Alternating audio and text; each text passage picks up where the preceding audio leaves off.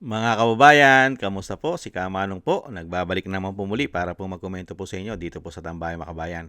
Magandang umaga po muna sa inyo, tanghali, hapon, gabi at madaling araw po sa atin lahat. Sana po nasa maayos po tayong kalagayan, mga kababayan. Magkomentuhan na po tayo, mga kababayan. Komentuhan po natin ito pong pahayag ni Atty. Rowena Guanzon. Tama po ito eh. Tama po si Atty. Rowena Guanzon. Bakit po talamak na talamak din po ang korupsyon sa Bureau of Customs? Ganon din po sa ating pong kaperahan din po sa BIR. Bakit po hindi ni ginagalaw at iniimbestigahan po ito? Bakit kaya? Pati po ang Amerika. Ang Amerika po ay nagsabi na rin po na grabe po ang korupsyon sa Bureau of Customs.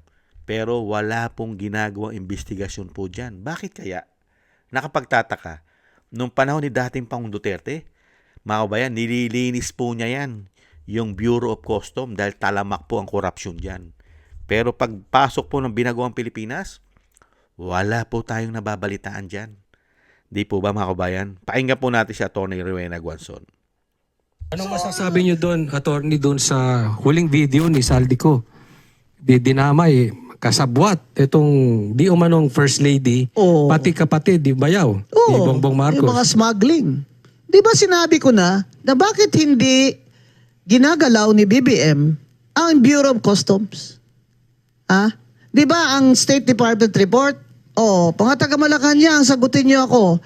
Ang US State Department report, di ba kasali dyan ang comment ng State Department ng Bureau of Customs ay napaka-corrupt din, kagaya ng DPWH? Sagutin niyo po ako kung mali ako. Bakit hindi ginagalaw ni BBM? Kasi po, pag ginalaw niya yon, malaking giyera sa loob ng palasyo. Hindi, attorney, actually ako ang napansin ko sa'yo ever since naman na nakasama kita. Ikaw talaga, si Atty. Rowena Guanzon, talagang nilalaban niya lang kung ano yung tama. So nakita lang niya yung mali.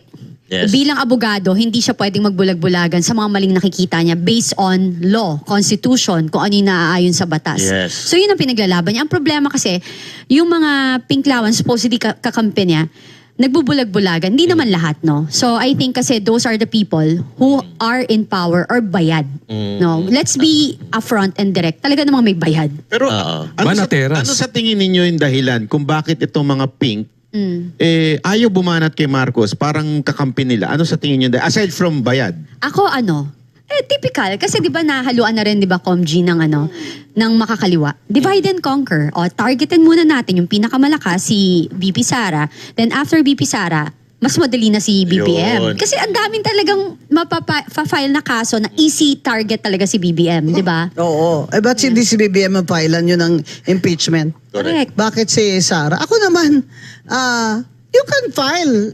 Hindi ko sinasabing wag nyo siyang filean. Ang point ko doon is, filean nyo rin si BBM. Diba? To be fair. Kaya hindi po ako nagde-defend kay VP Sara doon sa first impeachment case na sinabi ko, hindi yan pwede. There's no due process, and kung COA lang din na report ang inyong basihan, sinabi na ng COA Yes. what do you call this? Yung Unmodified. No wrongdoing. may unmodified opinion na sila dun eh. At saka ang point ko dun, hindi po yun plunder pag hindi mo na-liquidate ang confidential fund. I'm so sorry na lumabas na lahat ito. I'm so sorry because I really feel for her, and I considered her my friend. Even Secretary De Lima, when she was in DOJ, had unliquidated confidential funds. I'm sure meron dyan sa DND, sige bo, tingnan nyo. Lahat naman yan sila may unliquidated confidential funds. It doesn't, especially Bongbong, ha? Billions, biro mo yun, billions. Pero tama yung pag-liquidate niya kasi, kaya hindi makita ng butas. So ang ano ko lang doon is, it's an auditing matter na kung mali yung niya, yung hindi tama yung pag-liquidate niya, ipapasoli sa kanya ng COA. Yan po ang COA rules and practice dyan. Kaya hindi mo po masabi na ay dinakaw niya yun. Kasi confidential fund niya yun eh. Sinasabi niya she used it for that purpose. Yes. 'Di ba? Yung sinasabi ng COA, hindi tama yung pag-liquidate, 'di ba? And then eventually unmodified opinion. So, paano mo Yan, tama eh. Confidential fund nga eh. Unmotivated opinion na nga siya, di ba? Meron ng tapos na siya sa COA. Tapos na po siya ngayon sa audit. Wala na po siyang issue sa COA ang Vice President, yung kanya confidential intel fund. Kaya nga tama yung sinasabi rin ni Atty. Guanzon dyan about po sa confidential fund. Marami pong may hawak dyan. Pati nga National Defense, si Gibo.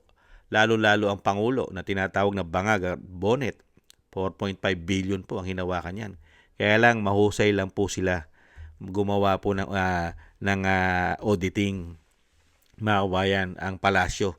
Kaya hindi po sila nasisilipan ng ng COA. Ganun, di ba? Ganun din po si Boying. Ang laki po ng nahawa confidential fund ni Boying nung siya po yung DOJ Secretary. Di ba? 1.5 billion yung pinakamalaki niyang nahawakan.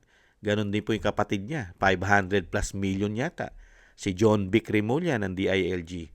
Napakarami po may confidential intel fund yan. Confidential nila yan Di ba? Yan po batas. Batas po yan Kaya nga lang, sinasabi nga po ni Atty. Rowena Guanzon, pati po si De Lima.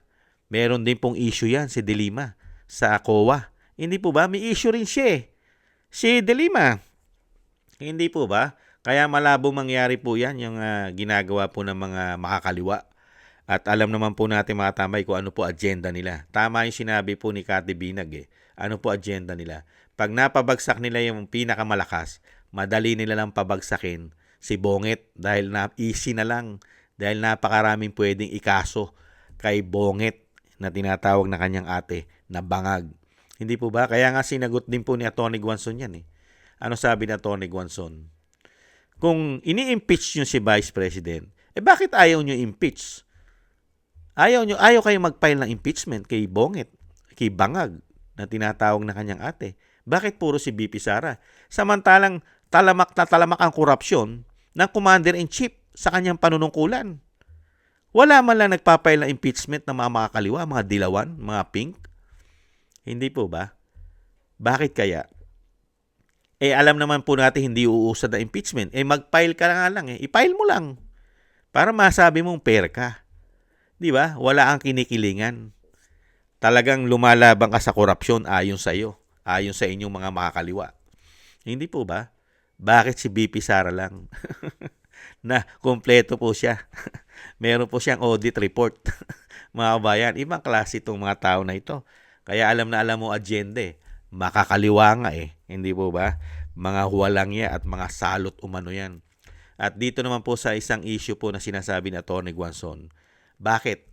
Bakit ayaw po nilang imbestigahan ang Bureau of Customs? Bakit? Talamak na talamak din po ang korupsyon dyan. Kasi po, pati po mismo ang US state po, mga tambay, ang Amerika, kino-question po yan. Grabe po ang talamak ng korupsyon sa Bureau of Customs. Isama na po natin ang BIR. Grabe rin po ang korupsyon. Issue ng korupsyon dyan. Bakit ayaw nilang imbestigahan? Bakit? Baka siya'y mabugbog? O sinasabing malaking giyera sa Malacanang? Pag inimbestigahan mo ang Bureau of Customs kasi kontrolado ng asawa at ng kanyang bayaw na Araneta ang mga smuggling dyan. Hindi kaya? At yan po pinatotohanan po ni Saldico yan.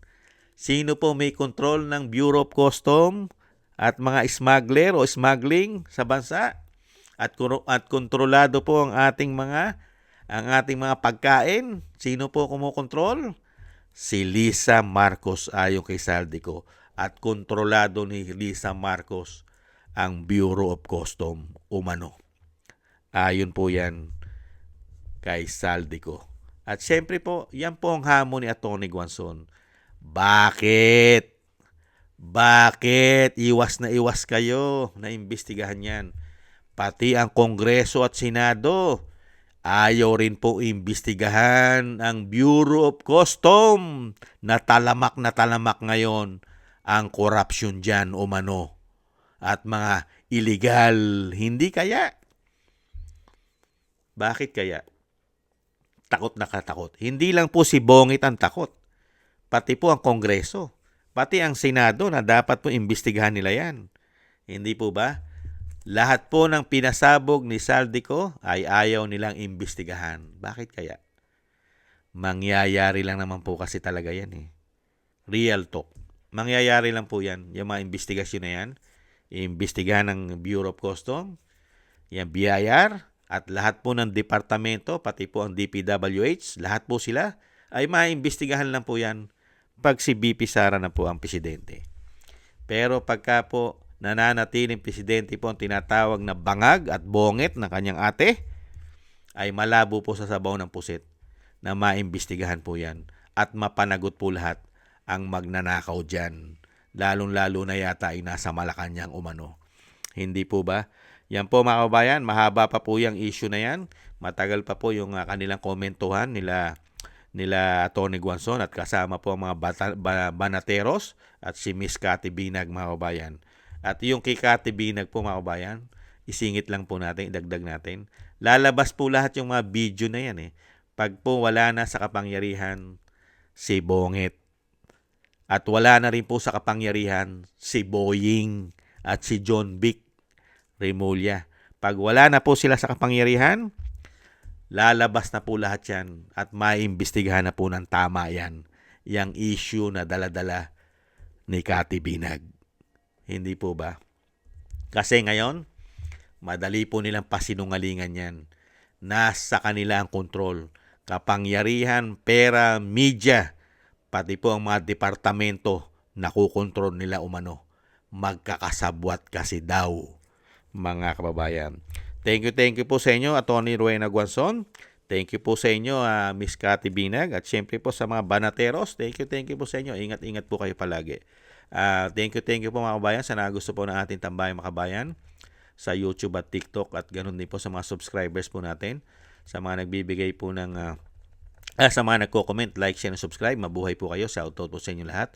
At shoutout din po at thank you po sa mga nagbibigay po ng tulong at biyaya. Shoutout po sa inyo, Eric Hershon ng Canada, Kingston ng Hong Kong, Beichi Chiyoko, Jake Yahut ng Maisug, California, USA, Gina Reyes, Solid DDS ng Berlin, Germany, Julieta Silona ng Sydney, Australia, Baby Roman at Ate Isa ng Cagayan, si Jem Aris ng United Arab Emirates, Jobilin Watanabe ng Japan, ako si Pilam, Ani Jo, Chidorico Erguisa, Junior, si Arpel Villacorta, Wills Bubbles, Rosalina, Michelle Yamaguchi Vlog, Norma Garcia, Gay at Shena, Tatay Nick ng Canada, at Nancy Lumampao. Excuse me po. Thank you po sa inyo mga kababayan. Thank you po sa biyaya. At ingat-ingat po kayo lalo po sa inyong mga paggawa, mga kababayan. At siyempre po yung dasal po natin sa ating pong buong sambahayanan at sa pamilya Duterte na sana po tayong lahat po ay maingatan sa kapahamakan. At madugtungan pa po ang buhay at kalakasan ng dating Pangulo, mga kababayan. Thank you po sa mga dasal. At mga kababayan, God bless po sa atin lahat. At siyempre po ay maligayang Pasko po sa ating lahat. At sana po ay maging Pasko po sa ating araw-araw mga kababayan. Muli po, thank you. Paalam po muna. Bye-bye.